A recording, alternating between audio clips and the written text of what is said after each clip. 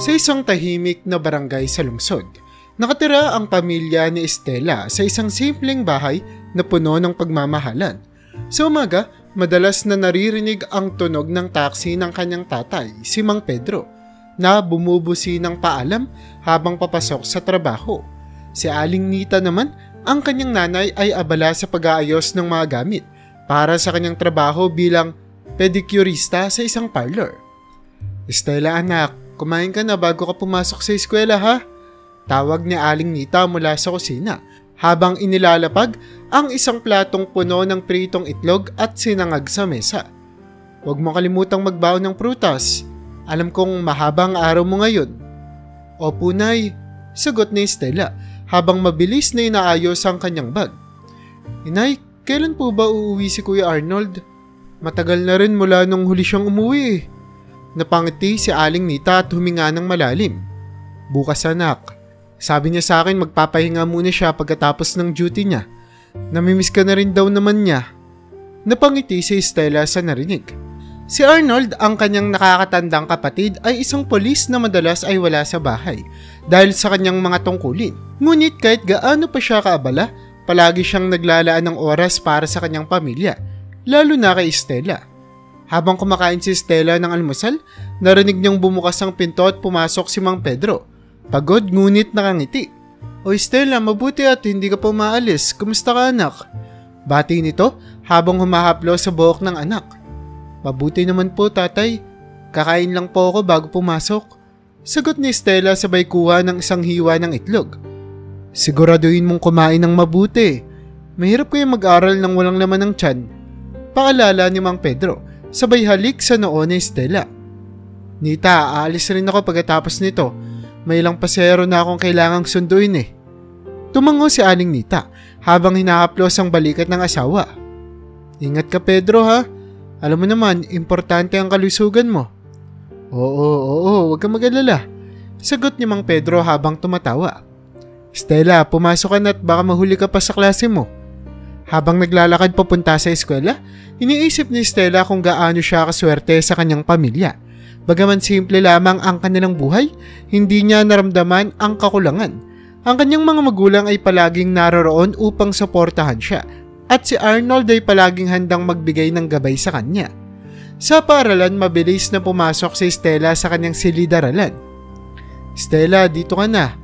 Tawag ng kanyang kaibigan, si Mara, habang tinuturo ang upuan sa tabi niya. Nakakatuwa naman na ang sipag mong pumasok kahit na minsan ay puyat ka. Ngumiti si Estela at umupo sa tabi ni Mara. Oo nga Mara, kailangan kasi nating magsikap, hindi ba? Para sa mga pangarap natin. Sigurado ako Estela, balang araw ay makakamit mo rin ang mga pangarap mo.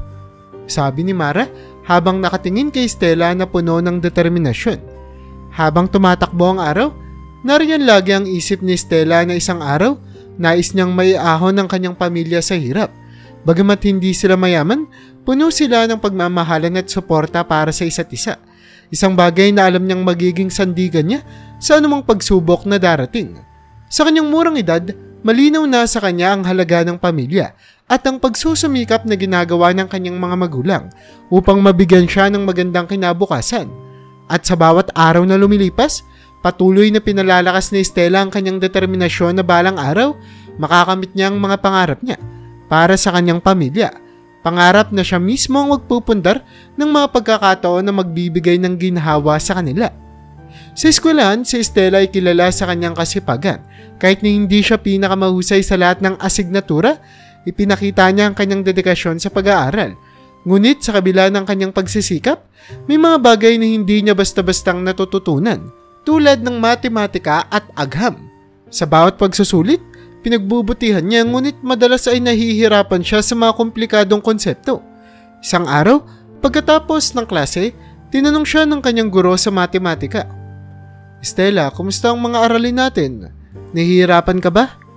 Napansin ng guro ang mga pagkukulang niya sa mga nakaraang pagsusulit.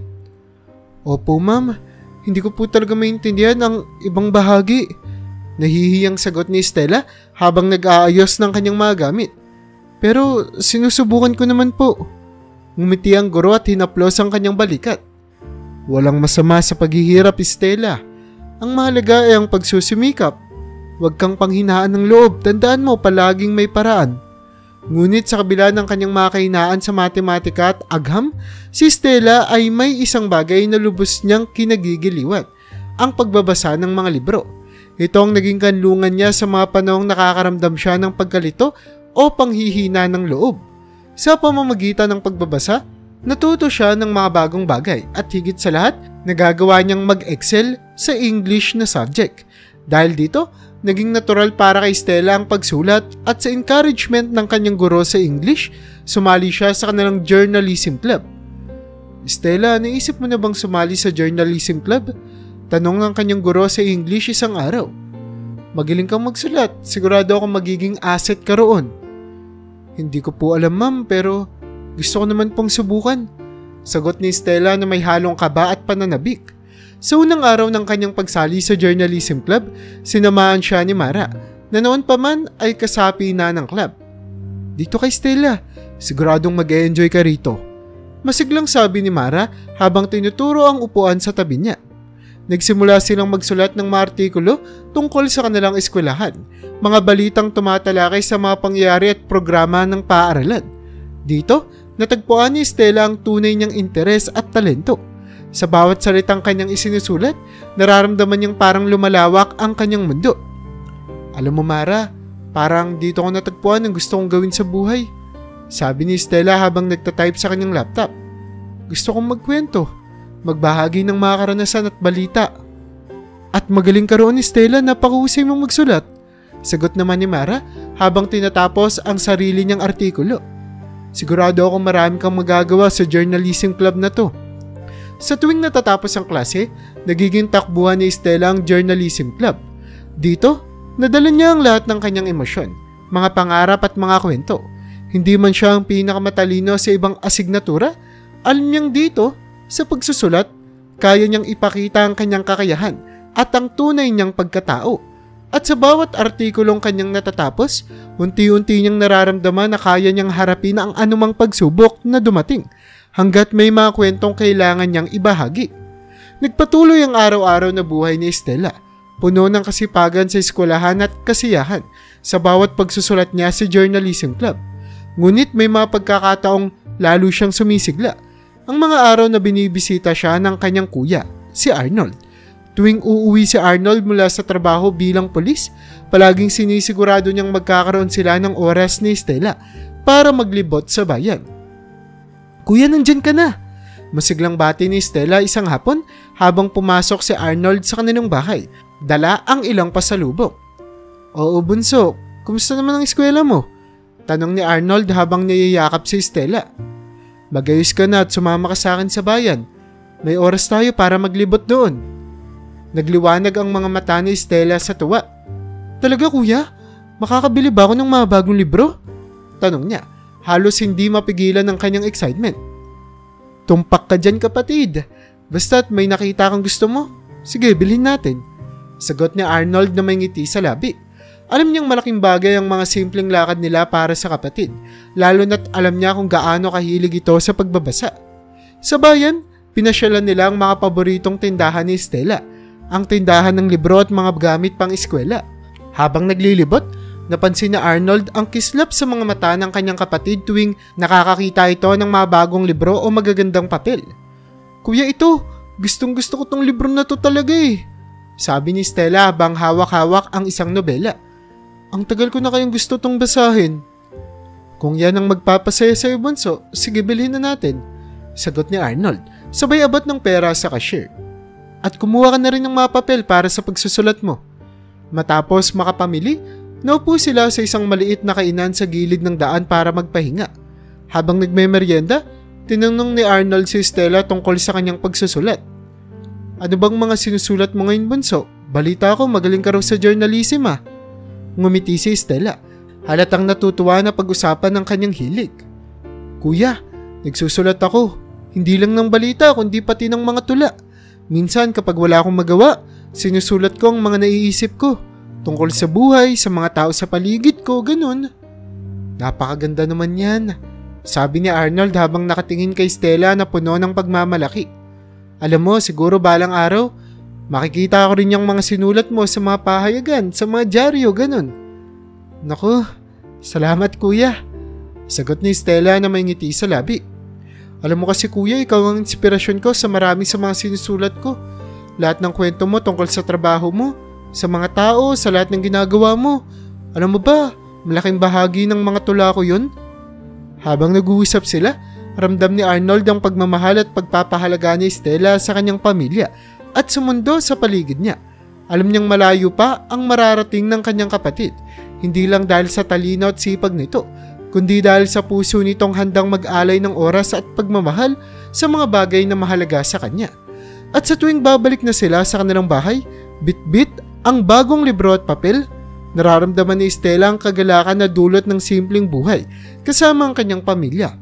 Sa kabila ng mga pagsubok at limitasyon sa buhay, natutunan niyang ang tunay na kaligayahan ay hindi nasusukat sa yaman o karangyaan, kundi sa mga taong nagbibigay ng inspirasyon at sa mga simpleng bagay na nagdudulot ng ligaya sa kanyang puso. Isang hapon habang tahimik na nag-aaral si Stella sa kanilang sala, biglang bumukas ang pinto at pumasok ang kanyang tatay, si Mang Pedro. Naduguan, napabalikwa si Stella at halos mabitawan ang kanyang hawak na libro. Tatay, ano bang nangyari sa'yo?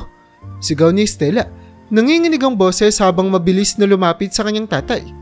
Humihingal si Mang Pedro, halatang nahihirapan ng magsalita. Stella, may nang hold up sa mga pasahero ko. Sinubukan kong protektahan siya pero ako ang nasaktan.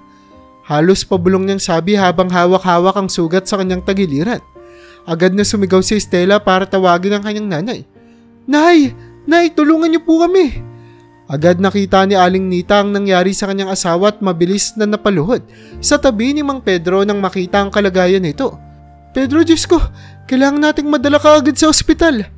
Umiiyak na sabi ni Aling Nita habang sinusubukan niyang pigilan ang pagdurugo gamit ang isang tuwalya. Umiling si Mang Pedro, nanginginig na ang kanyang katawan. Hindi na ako aabot, Nita. Traffic sa daan at malayo pang ospital. Gusto ko na lang kayong makasama bago ako mawala. Labis na takot at pag-aalala ang bumalot kay Stella.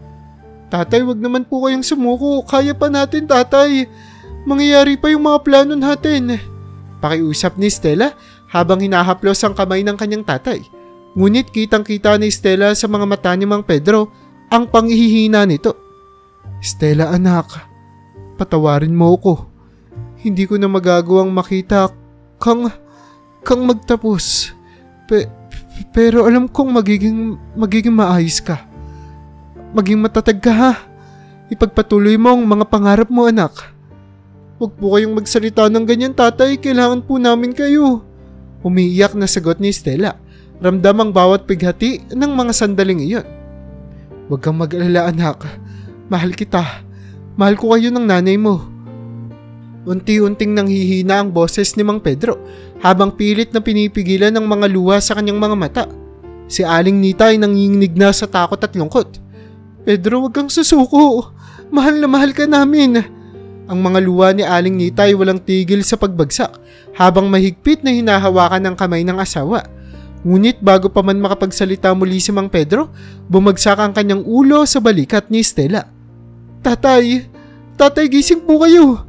Sigaw ni Stella ngunit walang tugon mula sa kanyang tatay. Niyakap ni Stella ang katawan ng tatay niya, nanginginig sa sobrang lungkot at pagod. Tatay, wag niyo kaming iwan. Kailangan po namin kayo. Ngunit, naramdaman na lang ni Stella na bumibigat na ang katawan ng kanyang tatay. Hudyat na wala na itong buhay. Si Aling Nita naman ay humagulhol ng humagulhol. Yakap-yakap ang kanilang mahal na nawala. Ang hapon na iyon ay naging isa sa pinakamalungkot na bahagi ng buhay ni Stella. Sa gitna ng mga luha at pigati, unti-unting nawala ang liwanag na dating dala ng kanilang tahanan. Sa kabila ng sakit na nararamdaman ni Stella, nagpatuloy siyang yakapin ang alaala ng kanyang tatay. Isang taong buong-buo ang pagmamahal at pagsasakripisyo para sa kanilang pamilya.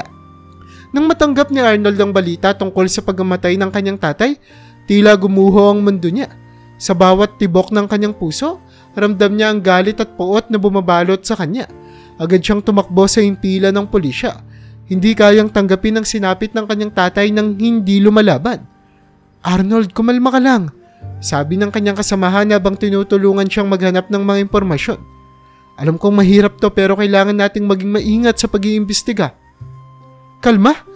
Paano ako kakalma kung ang tatay ko ang pinatay nila? Sigaw ni Arnold, nanginginig sa galit habang pinipilit niyang kontrolin ang kanyang damdamin. Kailangan kong malaman kung sino ang may kagagawan nito. Agad niyang tinukoy ang pasero na sakay ng kanyang ama noong nangyari ang insidente. Pumunta siya sa bahay nito at hindi niya mapigilan ang paghahalo ng emosyon sa kanyang boses. Anong nangyari? Sino ang mold up sa inyo? Tanong ni Arnold habang nanginginig ang kanyang mga kamay. Ang pasero, isang matandang lalaki, ay halatang natatakot. Hindi ko nakita ang mukha niya. Nakamaskara siya. Sinubukan kong lumaban pero bago pa man ako makagawa ng paraan, sinaksak na niya ang tatay mo. Gusto ko sanang tumulong pero mabilis na umalis ang tatay mo. Akala ko pupunta siya sa ospital pero... Napahinto siya. Halatang naguguluhan at nagigilty. Hindi ko alam na. Napatigil si Arnold. Ramdam ang bigat ng pagkabigo at galit na hindi niya may paliwanag. Sana man lang tinulungan mo siya. Bulong ni Arnold, halos hindi makatingin sa kausap. Sa burol ni Mang Pedro, halos hindi maampat ang pag-iyak ni Stella. Nakayakap siya kay Mara habang sinusubukang pigilan ng mga hikbit. Mara, bakit ganito? Bakit siya pa ang bait-bait ni tatay? Bakit ganito ang nangyari?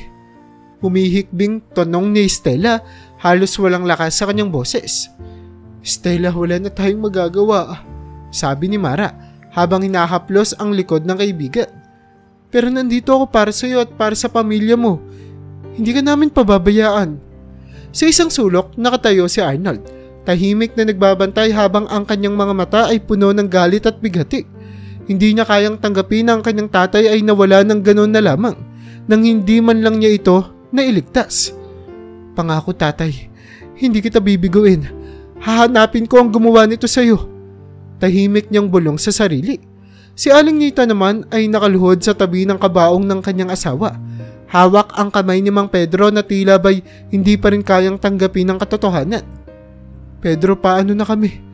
Paano na ang mga anak natin? Paano mo kami iniwan? Ang bawat salita niya ay puno ng kalungkutan at pagsuko, habang ang mga luha ay walang tigil na bumabagsak. Habang natutunghayan ni Stella ang kalagayan ng kanyang nanay at kapatid, ramdam niya ang bigat ng responsibilidad na unti-unting bumabagsak sa kanyang mga balikat. Kailangan kong maging matatag para kay inay, para kay kuya. Bulong niya sa sarili, pilit na pinapatatag ang loob sa gitna ng napakalaking pagsubok.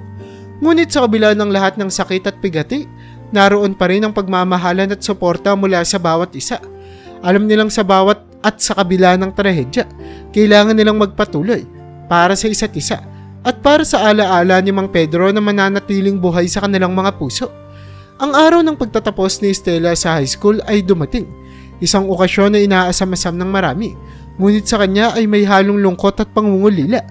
Habang pinapakinggan niya ang mga pangalan ng kanyang mga kaklase na tinatawag isa-isa, hindi niya maiwasang isipin ang kanyang tatay, si Mang Pedro, na palaging nariyan upang suportahan siya sa bawat hakbang ng kanyang buhay. Nang tawagin niya ang pangalan ni Stella, dahan-dahan siyang tumayo. Huminga ng malalim at naglakad patungo sa entablado.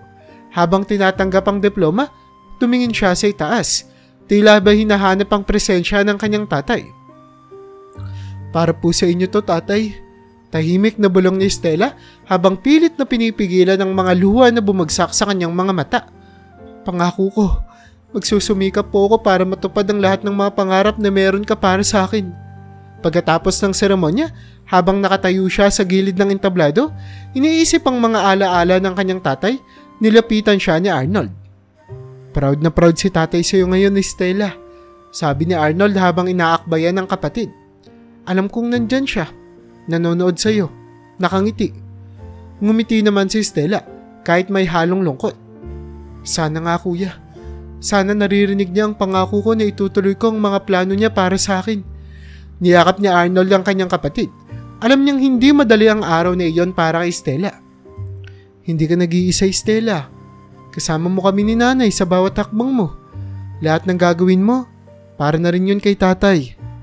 Sa pagkakataong iyon, naramdaman ni Stella ang bigat ng responsibilidad na iniwan ng kanyang tatay. Ngunit kasabay nito ay ang lakas ng loob na ibinigay ng kanyang pamilya.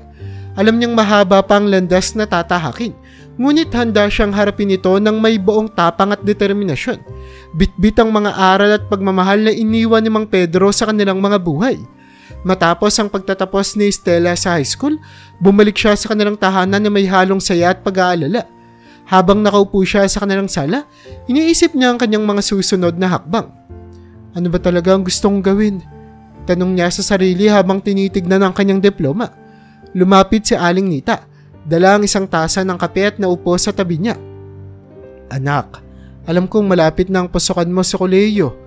Napag-isipan mo na ba kung ano ang gusto mong kunin? Napabuntong hininga si Stella at tinignan ng kanyang nanay.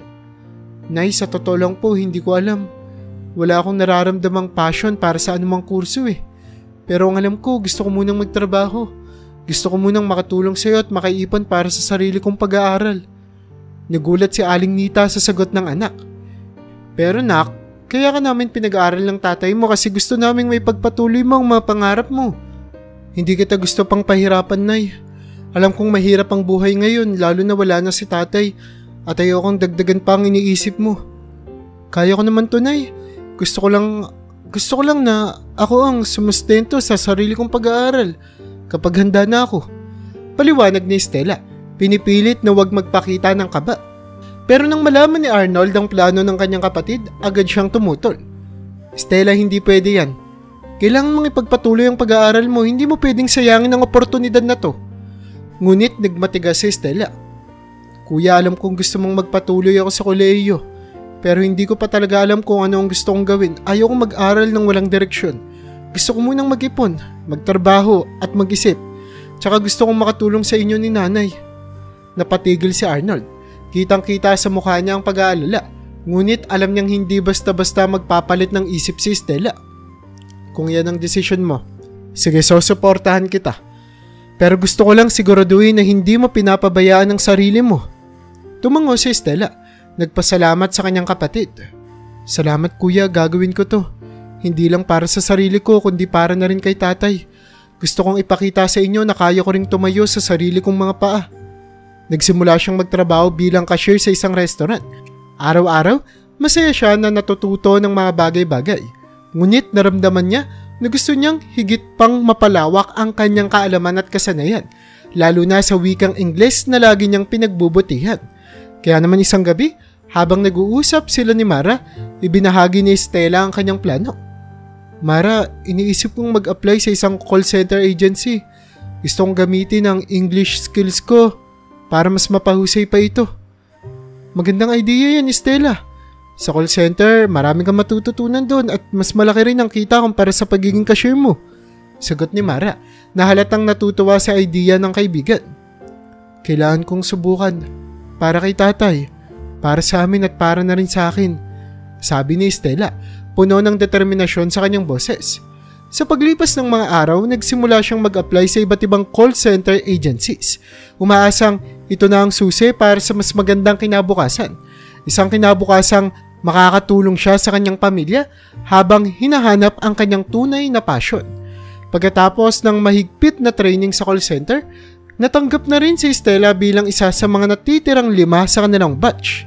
Hindi naging madali ang mga araw ng kanilang training. Mahirap, nakakapagod at puno ng pressure.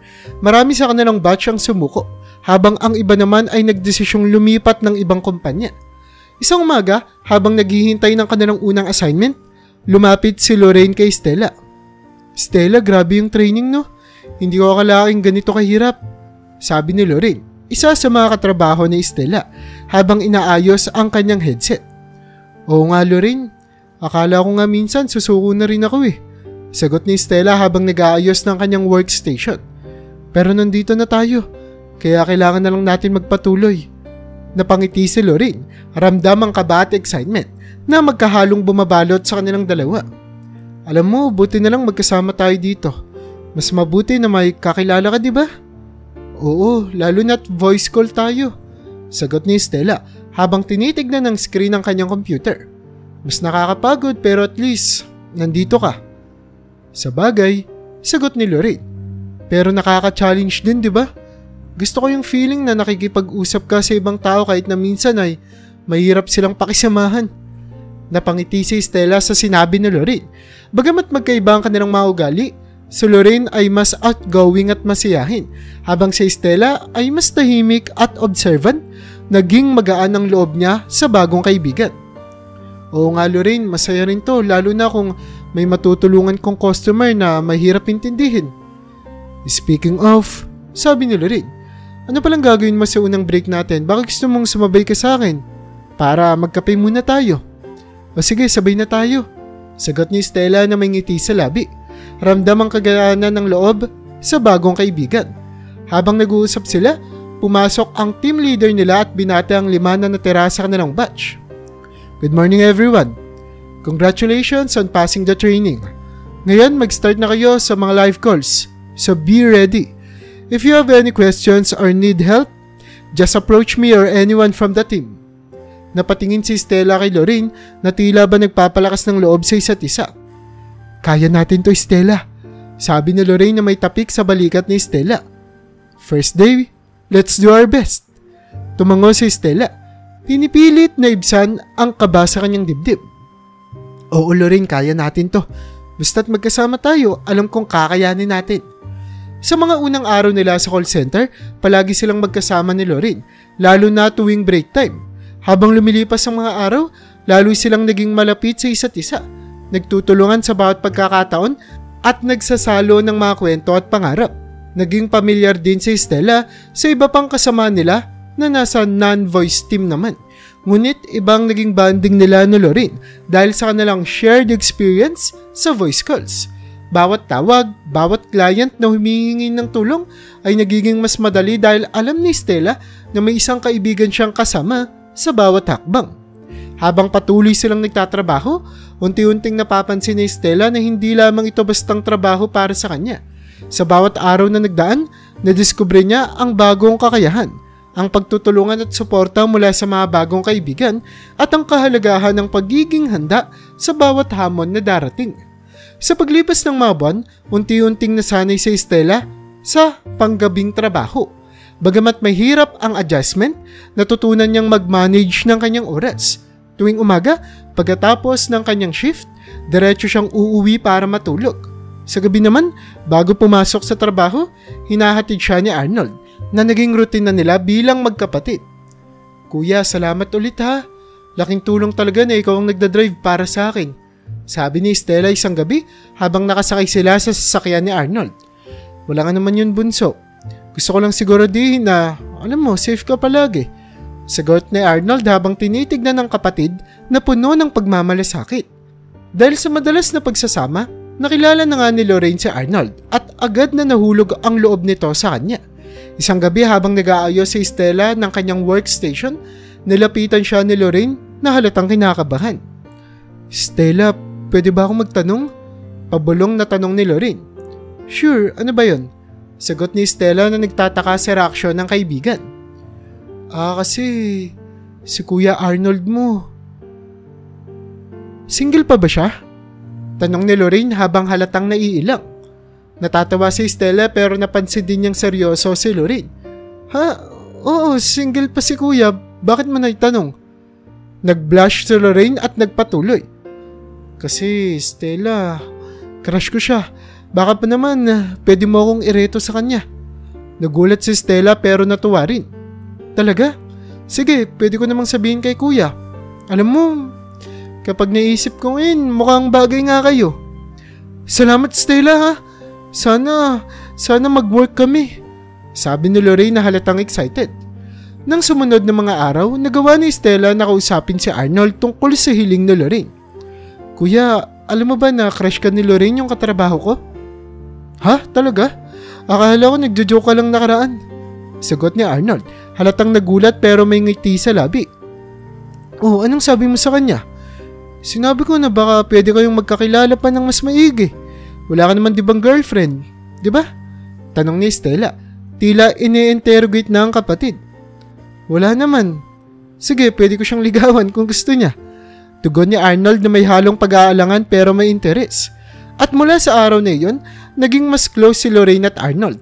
Palaging nagbibiroan at nagtatawanan ng dalawa tuwing magkikita sila. At halatang sa mga kilos nila, na may espesyal na namamagitan. Masaya si Stella para sa kanyang kuya. Nakikita niyang unti-unting nagiging masaya si Arnold dahil kay Lorraine. Stella, salamat talaga, sobrang saya ko ngayon. Sabi ni Lorraine isang gabi habang sabay silang kumakain ng dinner sa break room. Walang anuman Lorraine, basta ingatan mo lang si kuya ha. Sagot ni Stella na halatang masaya rin para sa kanyang kaibigan. Oo naman Stella, siguradong hindi ko siya sasaktan. Pagpapangako ni Lorraine habang masayang nagkukwento tungkol kay Arnold. Sa bawat araw na lumilipas, ramdam ni Stella ang kaligayahan na dulot ng bagong relasyon ng kanyang kuya at kaibigan. Bagamat abala siya sa trabaho, hindi pa rin nawawala ang suporta niya para sa kanyang pamilya at mga kaibigan. Pinagsasabay ang pangarap at pagmamahal sa mga mahal niya sa buhay. Sa patuloy na pagtatrabaho ni Stella at Lorraine sa call center, napansin ni Stella ang unti-unting pagbabago sa ugali ni Lorraine. Dahil sa mga pag-aaya ng kanilang mga katrabaho, madalas nang sumasama si Lorraine sa mga club pagkatapos ng kanilang shift.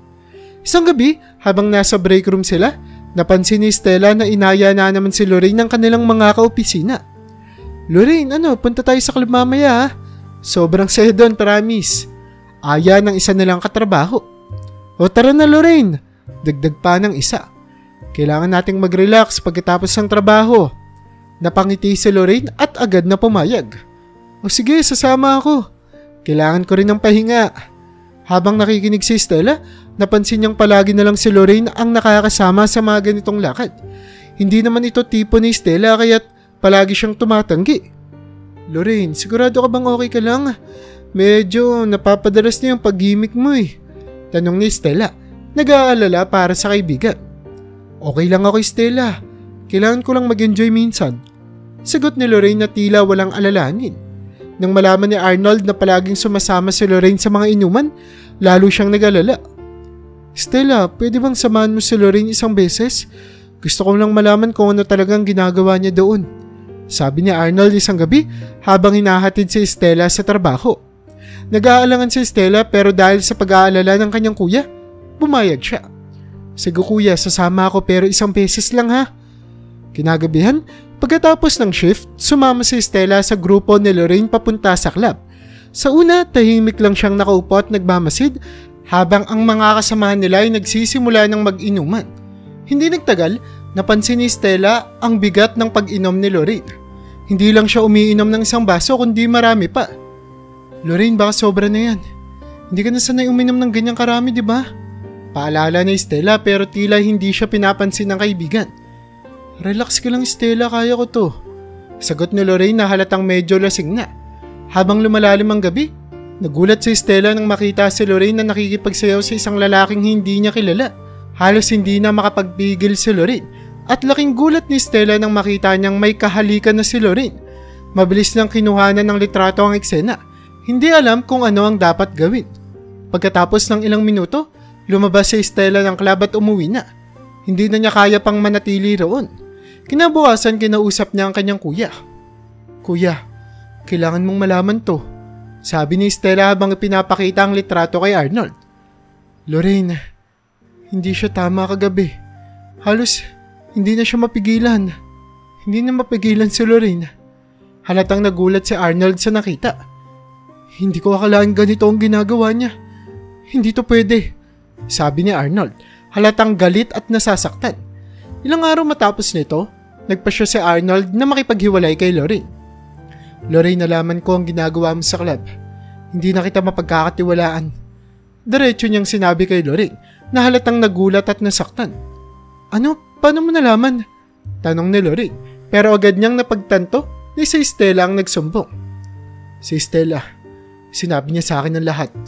Sagot ni Arnold, walang pag-aalinlangan sa kanyang boses. Galit na galit si Lorraine. Stella, bakit mo to ginawa? Akala ko ba kaibigan kita? Sigaw niya nang magkita sila sa trabaho. Hindi na siya nakapagpigil. Lorraine, kapatid ko si Arnold. Kuya ko siya. Ginawa ko to dahil mahal ko ang kuya ko. At mahal ka rin niya. Ayoko masaktan siya dahil sa mga ginagawa mo. Sagot ni Stella. Sinusubukang maging kalmado kahit pa nasasaktan din siya. Dahil sa galit, sinimulan ni Lorraine na ikalat ang kwento sa kanilang mga katrabaho. Sinisiraan si Stella. Si Stella? Wala yang ginawa kundi makialam sa buhay ng iba. Sabi ni Lorraine sa kanilang mga kasamahan. Hindi nagtagal, naramdaman ni Stella ang malamig na pagtrato ng kanilang mga katrabaho. Unti-unti siyang naging outcast at naramdaman niya ang lungkot at hirap ng sitwasyon. Ngunit kahit na ganoon, alam niyang tama naman ang ginawa niya. Sa kabila ng lahat, pinili ni Stella ang tama. Kahit pa ibig sabihin nito ay mawalan siya ng mga kaibigan sa proseso. Dahil sa problema sa trabaho, ay kalaunan na pagpasya ni Stella na palitan na lamang ang kanyang schedule ng pagpasok. Matapos magpasya si Stella na magpalit ng schedule at magtrabaho na lamang sa umaga, unti-unti niyang naramdaman ang paggaan ng kanyang kalagayan sa trabaho. Hindi na siya kasing pagod gaya ng dati at nabawasan na rin ang pambubuli mula sa mga kasamahan niya. Sa bawat araw na lumilipas, nagiging mas produktibo siya at mas nagkakaroon ng pag-asa sa kanyang trabaho. Isang gabi, matapos ang isang mas maagang shift, naghihintay si Stella ng elevator para bumaba sa basement kung saan susunduin siya ng kanyang kuya na si Arnold. Habang pababa ay napansin niyang may isang lalaki sa loob ng elevator, abala sa pakikipag-usap sa kanyang cellphone.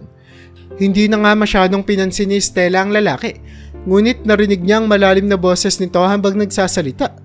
Nang makarating sila sa basement, lumabas silang dalawa mula sa elevator.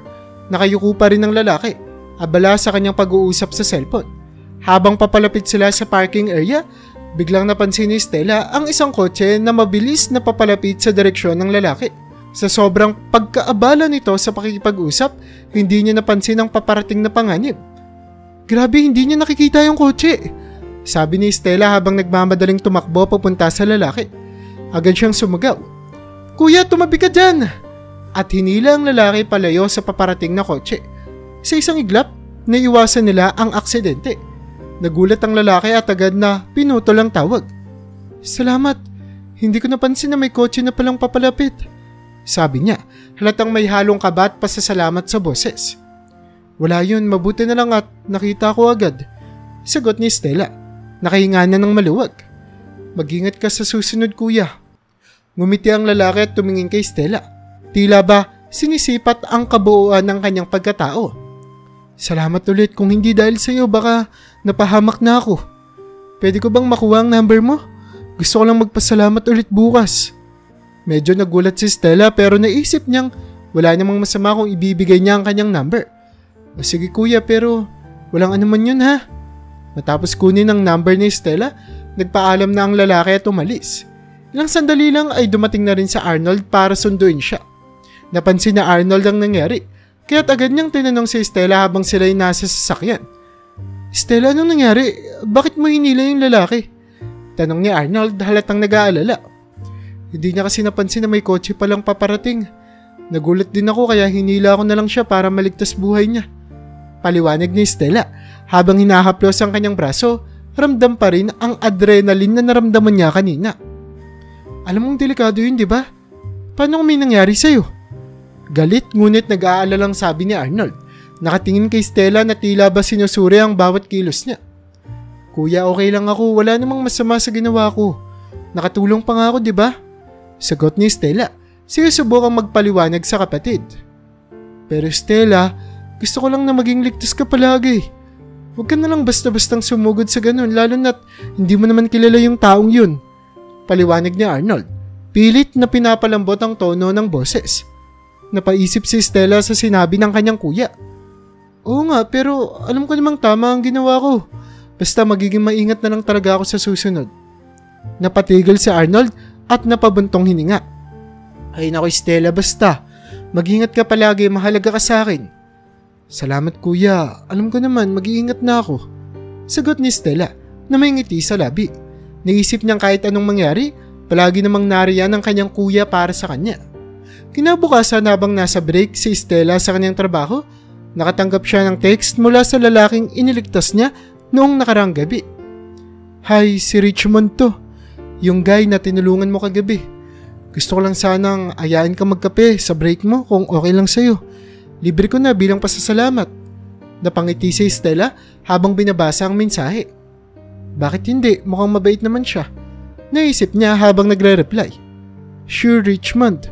Ako nga pala si Stella. Kita tayo sa cafe malapit sa agency. 10 minutes.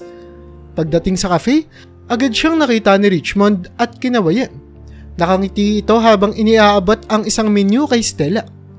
Order ka ni Stella, ako na bahala. Treat ko. Salamat ha. Hindi ko ina-expect na yayayain mo pa ako. Sabi ni Stella habang tumitingin sa menu. Akala ko tapos na yung pasasalamat mo kagabi. Naisip ko lang na gusto ko pang magpasalamat. Besides, gusto rin kitang makilala. Sagot ni Richmond na tila ba nagkakaroon ng mas magaan na loob kay Stella. Habang nagkakape, nagsimula silang magkwentuhan tungkol sa kanilang mga buhay, trabaho at mga hilig. Nagulat si Stella nang malaman niya na pareho sila ng mga paboritong libro. Really? You're into classic literature too? Tanong ni Stella, halatang natuwa sa bagong natuklasan. Yes, gustong-gusto ko ang mga libro ni Jane Austen at Charles Dickens. Sagot ni Richmond na nakangiti. Hindi ko nakala na mahilig ka rin pala sa ganun. Same here. Madalang lang kasi ako makahanap ng kaibigan na may parehong hilig eh. Sagot ni Stella na lalo pang naging interesado sa kanilang pag-uusap. Mula nga noon, halos gabi-gabi na silang nagkakape tuwing break ni Stella. Palaging sinasagot ni Richmond ang mga gastos na kahit na ayaw tanggapin ni Stella ay pilit pa rin itong pinipilit. Hayaan mo na Stella, pasasalamat ko to sa'yo. Paliwanag ni Richmond tuwing nagkakaroon ng pagtatalo tungkol sa bayad. Unti-unti, nararamdaman ni Stella na nagiging espesyal na si Richmond sa kanyang puso. Hindi ko ina-expect na ganito kabilis. Pero parang nahuhulog na ako sa kanya. Bulong ni Stella sa sarili habang nag-aayos ng buhok sa harap ng salamin bago ang isa pa nilang date. Sa isa nilang pagkikita, naglakas loob na si Richmond na magtanong. Stella, matagal na kitang gustong tanungin. Pwede ba akong manligaw sa'yo? Nagulat si Stella pero hindi niya maiwasang mapangiti. Talaga Richmond? Gusto ko rin sana pero may kondisyon. Ano yun? Tanong ni Richmond. Halatang kinakabahan pero excited. Gusto ko kung seryoso ka talaga na magpakilala ka formally kay nanay at kuya Arnold. Alam mo naman, conservative sila. Paliwanag ni Stella. Agad na tumango si Richmond. Halatang determinado. Walang problema Stella, gagawin ko yan. Gusto ko rin silang makilala at ipakita na seryoso ako sa'yo. Napangiti si Stella. Naramdaman niya ang sinseridad sa boses ni Richmond. Okay sige, mag-aayos ako ng schedule para sa dinner natin with them. Naramdaman ni Stella na tama ang kanyang desisyon. Hindi man niya alam kung ano ang eksaktong trabaho ni Richmond, nararamdaman niya na mabuting tao ito at handa siyang ipaglaban. Naging maganda ang pagsasama ni Stella at Richmond matapos itong formal na magpakilala kina Arnold at Aling Nita. Sa simula, tahimik lang nilang pinasaya ang bawat isa. Iniingatan ang kanilang relasyon mula sa mapanuring mga mata ng kanilang paligid. Hindi nagtagal, nalaman ni Stella na anak pala ng may-ari ng kumpanya si Richmond. Bagamat nagulat siya, pinili niyang wag magpahalata o ipaalam ito sa ibang tao. Richmond, hindi naman issue sa akin kung anak ka ng may-ari. Sabi ni Stella isang gabi habang nag-uusap sila sa bahay. Pero kasi ayaw kong isipin ng ibang tao na kaya kita sinagot dahil sa pera o posisyon mo. Stella, naiintindihan ko yan. Tugon ni Richmond. Hinahawakan ng kamay ng kanyang nobya. Kaya kung ano man ang desisyon mo, susuportahan naman kita. Importante sa akin na masaya tayo. Hindi ang sasabihin ng iba. Sa loob ng 2 taon, nanatiling pribado ang kanilang relasyon. Sa bawat araw na lumilipas, lalo pang lumalalim ang pagmamahalan nila. Hanggang isang gabi, sa isang dinner date, nilabas ni Richmond ang isang maliit na kahon. Stella, 2 taon na tayong magkasama at alam ko na ikaw na ang gusto kong makasama habang buhay. Sabi ni Richmond habang binubuksan ng kahon at inilabas ang isang simpleng singsing. Kaya Stella, will you marry me? Napaluha si Stella sa tuwa. Yes, Richmond. Gusto rin kitang makasama habang buhay. Sagot niya habang masaya niyang isinuot ang singsing. Ang kanilang kasalan ay simple lamang. Dinaluhan ng malalapit na kaibigan at pamilya. Wala silang ginawang engranding selebrasyon. Sapat na sa kanilang mag-asawa na kasama nila ang pinakamahalaga sa kanilang buhay. Nandoon si Arnold kasama ang kanyang bagong asawa at anak na masaya ring nagdidiwang kasama nila Stella at Richmond. Stella, sobrang saya ko para sa iyo. Sabi ni Arnold habang inaabot ang isang baso ng alak para mag-toast. Alam kong magiging masaya ang buhay mo kasama si Richmond. Salamat kuya. Masaya rin ako para sa inyo ni ate. Ang cute ng baby niyo. Sagot ni Stella habang tinitignan ang anak ni Arnold na pinangalanan nitong Peter na malapit sa pangalan ng kanyang yumaong tatay na si Mang Pedro. Sa paglipas ng mga buwan, pinili nila Stella at Richmond na wag munang mag-anak.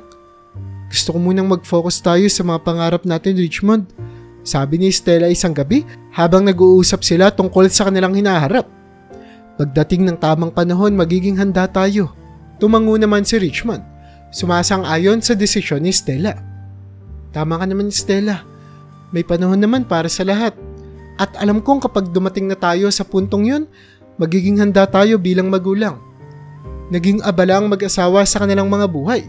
Nagiging mas matatag at masaya sa bawat araw na magkasama. Alam nila na sa tamang panahon, darating din ang pagkakataon para palawakin nila ang kanilang pamilya. Sa ngayon, sapat na sa kanilang pagmamahalan at suporta ng isa't isa. Habang naglalakad papunta sa opisina, nakatanggap si Stella ng tawag mula kay Arnold. Stella, sorry pero wala kami mapag-iwanan kay Peter. May emergency kasi sa trabaho ng misis ko. Sabi ng kuya niya si Arnold, halatang nag-aalala. Kuya, may pasok ako ngayon pero susubukan kong tawagan si Richmond. Baka pwede niyang bantayan si Peter matapos ang meeting niya. Sagot ni Stella. Ramdam din ang alalahanin para sa kanyang pamangkin. Matapos ang tawag kay Arnold, agad na tinawagan ni Stella ang asawa niya.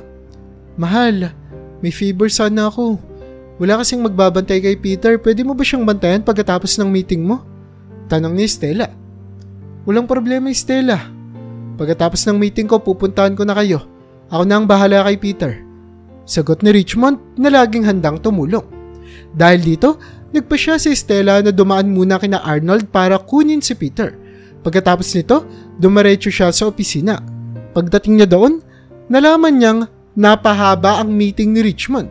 Wala siyang ibang magawa kundi dalhin si Peter sa floor kung saan siya nagtatrabaho upang makapag-ayos ng kanyang mga gamit.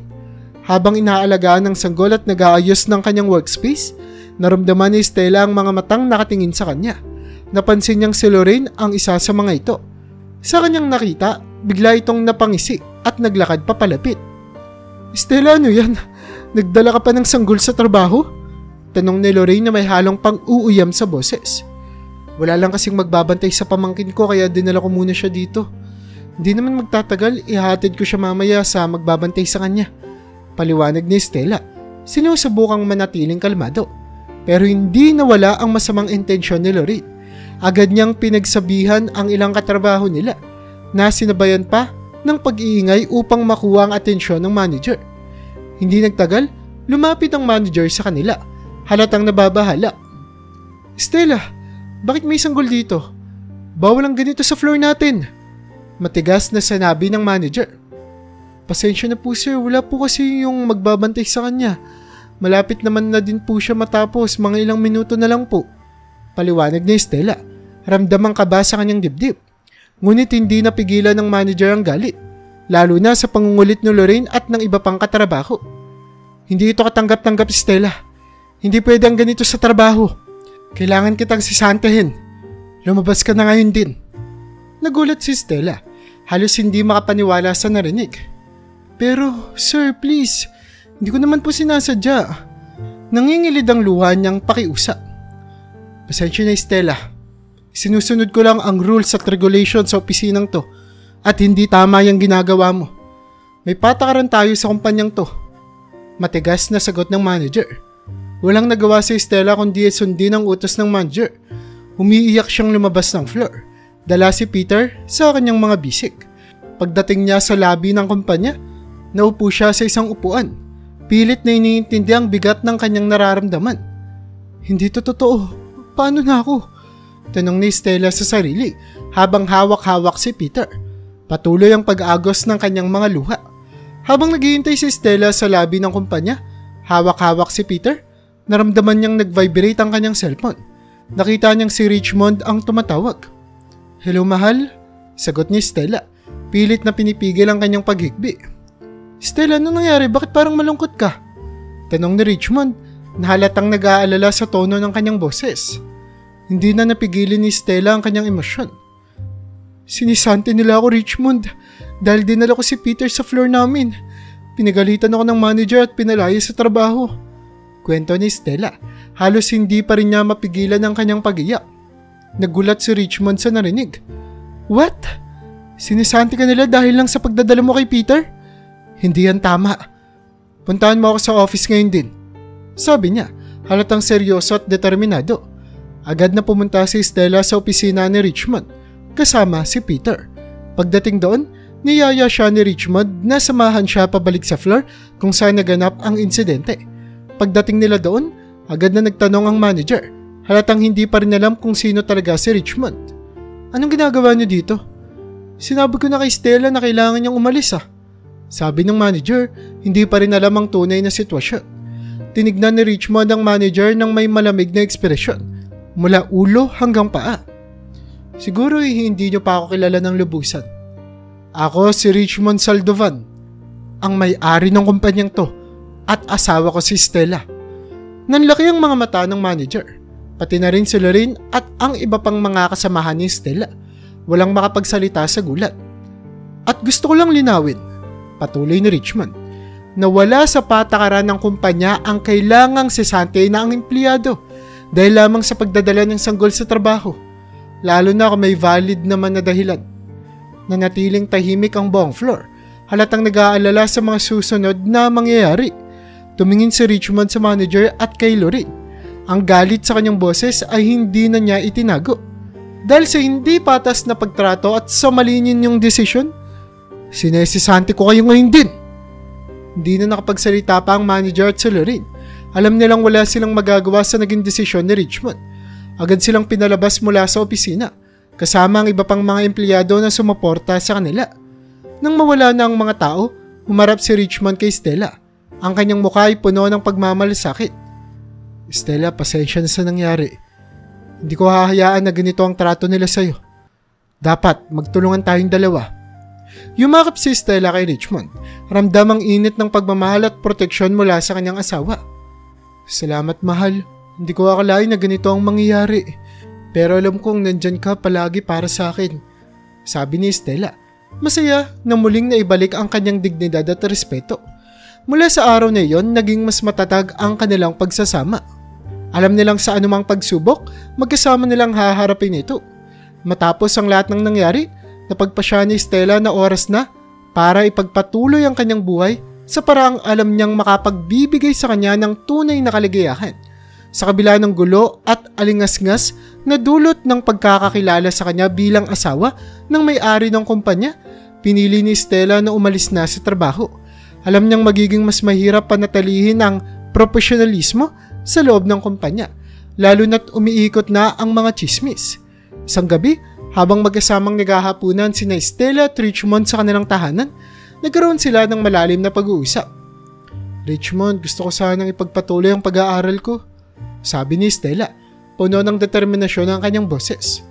Gusto kong maging isang author, isang manunulat na magbabahagi ng mga kwento at inspirasyon sa mga tao. Nakangiti si Richmond habang tinitignan ng kanyang asawa. Alam kong kaya mo yan, Stella. Suportado kita sa lahat ng desisyon mo, alam mo yan. Gawin mo to para sa sarili mo at para na rin kay tatay. Sagot niya, may pagmamalasakit at pagmamahal sa kanyang mga mata. At doon nagsimula ang bagong kabanata sa buhay ni Stella. Nag-enroll siya sa kursong Liberal Arts. Alam niyang dito siya masasanay sa pagsusulat, sa pagbuo ng mga kwentong mula sa kanyang puso, habang pinupursige niya ang kanyang pag-aaral.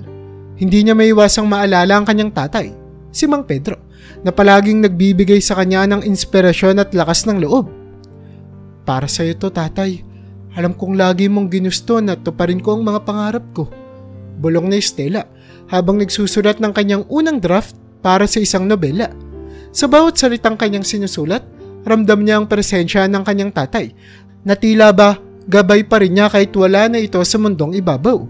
Sa kanyang pag-aaral, natutunan ni Stella ang higit pa sa teknikalidad ng pagsusulat. Natutunan niyang ang kahalagahan ng pagsisikap, ng pagtitiwala sa sarili at ang pagiging totoo sa sariling damdamin. Unti-unti, nakilala niya ang kanyang boses bilang manunulat at nagkaroon ng mas malalim na pag-unawa sa mga kwentong nais niyang ibahagi sa mundo. Habang tinutupad ni Stella ang kanyang pangarap, lagi niyang naaalala ang mga pangarap na natutunan niya sa kanyang buhay. Ang kahalagahan ng pamilya, ang halaga ng pagtitiwala sa mga tamang tao at ang lakas ng loob na magpatuloy kahit gaano man kahirap ang mga pagsubok na dumarating. Sa bawat aklat na kanyang isinusulat, ipinapaalala ni Stella sa mga mambabasa na ang buhay ay puno ng mga pagsubok at pagkakataon. Hindi man palaging makakamtam ang inaasam sa madaling paraan, ngunit sa bawat takbang na ginagawa natin patungo sa ating mga pangarap, naroon ang pagkakataon para matutunan ang mga pinakamahalagang aral sa buhay, ang pagmamahal, pagtanggap at ang pagkamit ng kaligayahan mula sa mga simpleng bagay. At sa huli, ang kwento ni Stella ay isang patunay na kahit anong pagsubok ang dumating, ang mahalaga ay ang patuloy na pagsisikap at ang pagtupad sa mga pangarap na itinanim sa atin ng mga taong nagmamahal at naniniwala sa ating kakayahan.